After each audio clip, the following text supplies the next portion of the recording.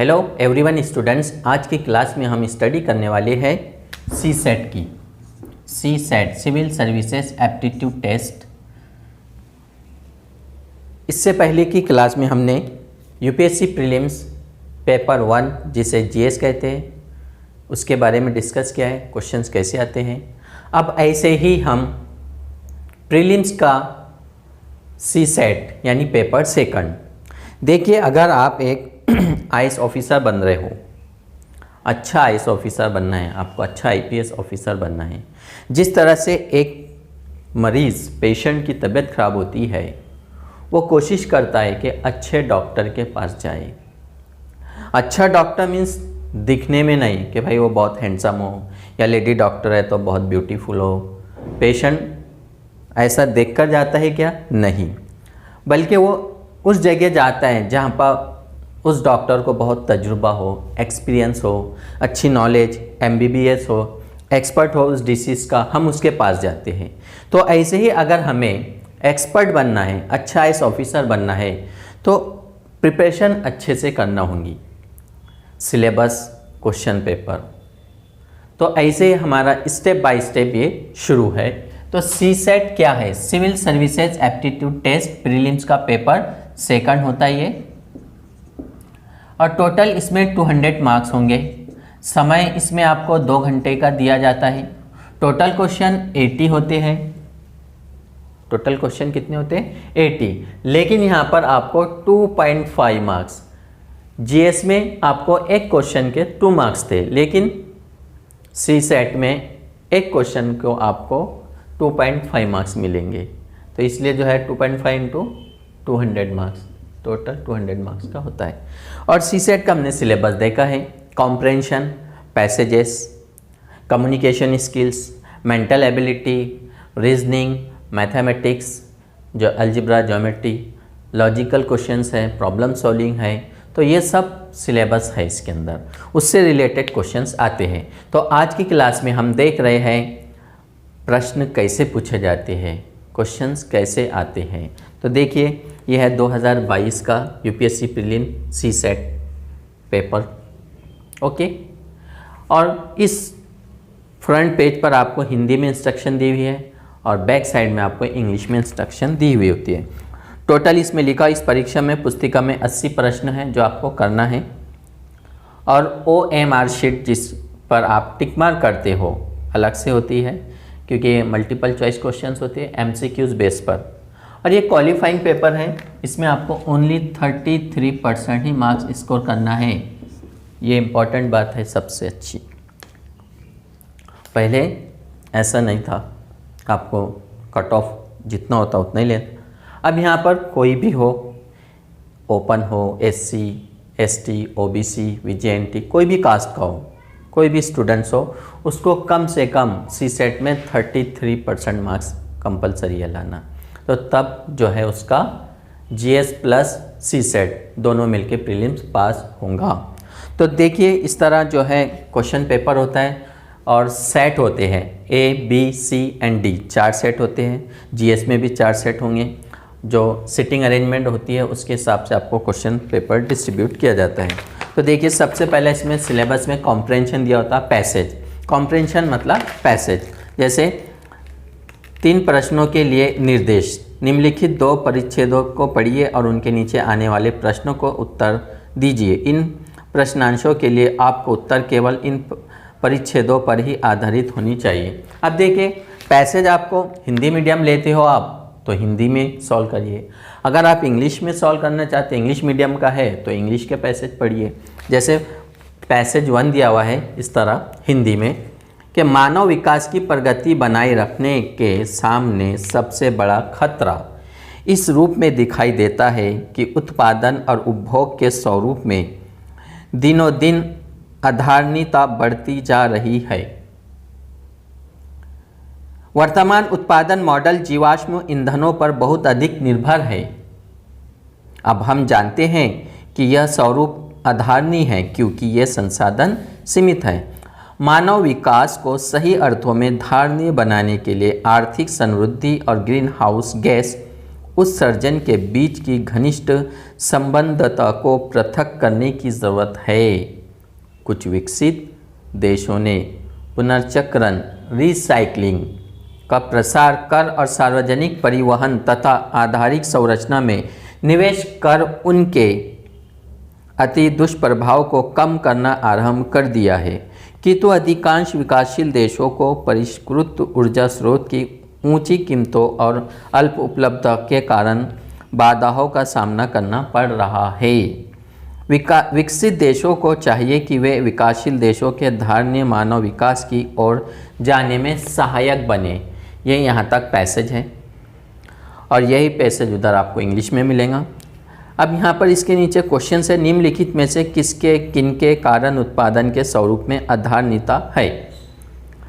3 जो है इसमें प्रश्न दिए हुए आपको। प्रश्न नंबर 1, अब इसमें स्टेटमेंट है, जैसे 1 है जीवाश्म ईंधनों पर भारी निर्भरता, संसाधनों की सीमित उपलब्धता और पुनर्चक्रण का प्रसार। अगर आप पहले प्रश्न पढ़ लेते हो या फिर बाद में पैसेज पढ़ते हो तो आपको डायरेक्ट पैसेज में दिखेगा। अब सवाल यह है, ये प्रश्न जो है पैसेज कहाँ से आते हैं, इसलिए आपको बोला जाता है यूपीएससी प्रिपरेशन करने वाले सभी स्टूडेंट्स को कि read carefully the Hindu, Dainik Jagran Hindi medium, Dainik Jagran English medium, the Hindu, उसमें जो एडिटोरियल होता है, दिस इज़ वेरी इंपॉर्टेंट, जो आपको ऐसे में काम आता है, इसमें पैसेज में काम आते हैं। और जो मैगजीन है योजना इन कुरुक्षेत्र, वहाँ से ज़्यादातर पैसेजेस जैसे कि वैसे ही कॉपी पेस्ट हो जाते हैं, बीच में से जो लग रहा है इम्पोर्टेंट उसको वहाँ पर टाइप कर दिया जाता है। तो इस तरह हम अगर न्यूज़पेपर पढ़ते हैं, मैगज़ीन पढ़ते हैं, तो पैसेज हमारे पहचान के आएंगे कि गुड अच्छा है। अब नीचे आपको ऑप्शन दिए हुए 4, केवल 1 और 2 स्टेटमेंट सही है, केवल 2 दूसरा स्टेटमेंट सही है, या केवल 1 और 3 का स्टेटमेंट सही है, या फिर तीनों सही है। अब ये एक पैसेज है, ओके। देन ऐसे पैसेज नंबर 2 है, पैसेज नंबर 3 है, फिर इंग्लिश में दिया हुआ है passage number 1, passage number 2, passage number 3। अब ऐसे ही और एक पैसेज है, जूते गांठने जैसे साधारण से काम के लिए हम सोचते हैं कि कोई विशेष प्रशिक्षण प्राप्त व्यक्ति हमारे इस काम को कर सकेगा, लेकिन राजनीति में हम मान लेते हैं कि हर कोई जो मत यानी वोट प्राप्त करना जानता है वो राज्य का शासन करना जानता है। जो वोट हासिल कर सकता है वो राज्य का शासन करना जानता है। बीमार पड़ने पर हमें एक प्रशिक्षित चिकित्सक की आवश्यकता होती है, जिसकी डिग्री उसकी खास तैयारी और तकनीकी क्षमता की गारंटी होती है। हमारी तलाश ये नहीं होती कि चिकित्सक सबसे सुंदर हो, यानी जो सबसे सुंदर डॉक्टरनी होती है हम उसके पास जाते हैं क्या? नहीं, बल्कि जो बहुत या सबसे अच्छा वक्त हो। तो फिर जब पूरा राज्य ही बीमार है तो क्या हमें इसकी तलाश नहीं होनी चाहिए कि हमें सबसे बुद्धिमान और सबसे उत्तम व्यक्ति की सेवा और मार्गदर्शन मिले? अब ये एडिटोरियल में आता है, पॉलिटिकल टॉपिक पर डिबेट होता है, कभी एजुकेशनल, कभी साइंस एंड टेक्नोलॉजी, कभी इकोनॉमिक्स से रिलेटेड। करंट में जितने भी टॉपिक होते हैं, कोई भी टॉपिक पर डिस्कशन होता है वो एडिटोरियल में आता है, या फिर मैगज़ीन में होता है, या न्यूज़ चैनल पे कभी संडे को ऑल इंडिया रेडियो इस चैनल पे डिबेट होता है। जो बहुत बड़े बुद्धिजीवी ग्रेट पर्सनैलिटी होती है वो उसके बारे में डिस्कस करते हैं। तो ये चीज़ें आपको वहाँ से मिलेंगी, तो आपका पैसेज का प्रॉब्लम सॉल्व ऐसे होगा। तो इस तरह जो है एक पेशेंट अच्छे डॉक्टर के पास जाता है, ना कि सुंदर डॉक्टर के पास या सुंदर लेडी डॉक्टर के पास।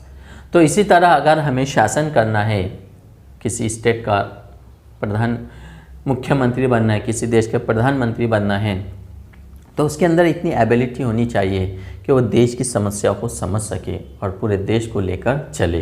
तो इस तरह जो है आप भी एक IAS ऑफिसर बन रहे हो, फिर आपकी क्या कार, क्या बंगला और क्या गार्डन, फिर आपकी क्या सैलरी, सब एकदम ओके होगा। और ये सपना कब होगा? जब आप सीरियसली स्टडी करोगे। तो ये थे पैसेजेस। अब देखते हैं हम मैथ, रीजनिंग, डिसीजन मेकिंग से रिलेटेड कैसे प्रश्न आते हैं।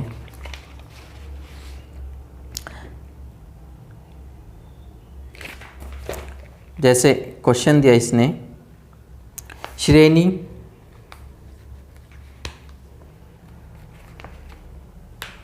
1.01 किलोमीटर लंबी सड़क के एक किनारे, 1.01 किलोमीटर, ये किलोमीटर है, लंबी सड़क के किनारे एक दूसरे से समान दूरी पर 101 पौधे लगाए गए हैं। कितने? 101 पौधे लगाए गए हैं। और 5 क्रमगत पौधों के बीच कुल कितनी दूरी होंगी? आपको यहाँ पर दूरी बताना है। सिंपल 4 ऑप्शन है, ए, बी, सी और डी। 4 ऑप्शन में 40 मीटर की दूरी पर, या फिर 40.4 मीटर, 40.4 मीटर, या फिर 50 मीटर की दूरी पर, या फिर 50.5 मीटर की दूरी पर। अब सिंपल ऐसे भी प्रश्न आते हैं, डायरेक्ट आपको सॉल्व करना है। तो आपको मैथ रीजनिंग का जो बेसिक मैथ्स होता है 10th लेवल का, जो आपका नंबर्स है, नंबर सिस्टम है, उसी तरह जो है ज्योमेट्री है, डायग्राम वगैरह, ग्राफ, ये अच्छी तरह से समझ लेते हो, या फिर आप लोग डायरेक्ट पैसेज सॉल्व करके भी अच्छे 33% स्कोर कर सकते हैं। देन नेक्स्ट ऐसी क्वेश्चन है, श्रेणी A B B C A B C D में 100वें स्थान पर है तो कौन सा वर्ण आएगा? अब यहाँ पर आपको अल्फ़ाबेट के जो ऑर्डर होती है वो पता होना चाहिए, तो इसकी प्रैक्टिस करना पड़ेंगे आपको मैथ रीजनिंग के लिए। देन ऐसी जो है क्वेश्चंस है, नीचे दिए गए प्रश्न और 2 कथनों पर विचार कीजिए। प्रश्न है, क्या ZX का भाई है? क्या ZX का भाई है? अब कथन ए में कहा गया है Y का भाई X है और Z का भाई Y है। देन कथन 2 में कहा गया है X, Y और Z सहोदर भाई बहन है, ये सब भाई बहन आपस में। तो उपयुक्त तो प्रश्न और कथनों के बारे में निम्नलिखित में से कौन सा एक सही है? अकेला कथन एक सही है, प्रश्न का उत्तर देने के लिए पर्याप्त है, या फिर अकेला कथन 2 प्रश्न उत्तर देने के लिए पर्याप्त है, कथन 1 और 2 कथन 2 सही है, या फिर कथन 1 और कथन 2 दोनों प्रश्नों का उत्तर देने के लिए पर्याप्त नहीं है। तो इस तरह प्रश्न पूछा है। देन ऐसे और प्रश्न देखते हैं, और ये प्रश्न जो आपको हिंदी में भी होंगे और इंग्लिश में भी। हिंदी मीडियम के लिए हिंदी में, इंग्लिश मीडियम के लिए इंग्लिश में। जैसे यहाँ पर एक क्वेश्चन है, एक सप्ताह x दिन, x घंटे, x मिनट और x सेकंड में कुल कितने सेकंड होते हैं? कितने सेकंड होते हैं? तो अब यहाँ पर जो है आपको ऑप्शन दिया उसी तरह A, B, C और D। 11,580 सेकंड, 11,581, 11,581,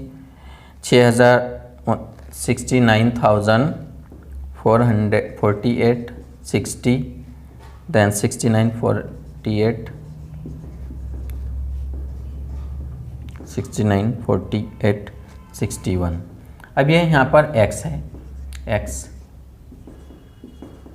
अब देखिए ये क्वेश्चन जो आपको सॉल्व कब करेंगे, जब आप यहाँ पर एक सप्ताह जो है, x सप्ताह है, x दिन है, x घंटे, x मिनट है और x सेकंड में कुल कितने सेकंड होते हैं। अब वो सेकंड आपको मिलाने पर तो जो वॉच टाइम होता है, घड़ी का जो कैलेंडर का है, घड़ी का है, ट्रेन का है, ऐसे कई क्वेश्चंस आते हैं। तो जितने भी आपके प्रीवियस ईयर क्वेश्चंस पेपर होंगे 2015 से या 14 से तो 2022 तक पूरे, या फिर 10 वर्षों के, जो 5 वर्षों के करना चाहता है वो 5 वर्षों के करिए, जो 10 वर्षों के करना चाहता है बहुत ही अच्छी बात है, 10 वर्षों के क्वेश्चन पेपर CSET हो, GS1 हो, सॉल्व करो। लेकिन कब सॉल्व करना है? पहले आपको स्टडी करना है, सिलेबस पढ़ने के बाद आपको क्वेश्चन पेपर अभी सिर्फ एनालाइज करना है, कैसे क्वेश्चंस आते हैं मैथ से, रीजनिंग से, कम्युनिकेशन स्किल से, पैसेज कॉम्प्रिहेंशन से कैसे क्वेश्चंस आते हैं, ये एनालाइज करना है। उसके बाद फिर आपको स्टडी शुरू करना है। स्टडी जैसी होंगी आपकी, फिर आपको टेस्ट सॉल्व करना पड़ेगा। तो सबसे पहले अगर आप UPSC का प्रीलिम्स देना है तो मेन से शुरुआत करिए। UPSC अगर आपको पास करना है तो डेली जो राइटिंग प्रैक्टिस करना शुरू कर दो, तब जाके आपका ऑटोमेटिक GS1 क्लियर होगा। और सीसेट में आपको ज़्यादा टेंशन लेने की ज़रूरत नहीं है, बस इसमें जो कम्युनिकेशन स्किल्स है, रीजनिंग है, मेंटल एबिलिटी है, ये क्वेश्चन की प्रैक्टिस करना है। और ऑलरेडी आपको 33% क्वालिफाई करना पड़ रहा है। तो माय डियर स्टूडेंट्स, तो इस तरह के प्रश्न थे, और भी बहुत सारे क्वेश्चंस हैं जो हम पूरा इतना कवर नहीं कर सकते हैं। बाद में हम स्पेशल पूरा स्टेप बाय स्टेप बोर्ड पर इतना लिख नहीं सकते ये क्वेश्चंस को, बाद में हम उसको एक्सप्लेन करके लिखेंगे, बताएंगे आपको।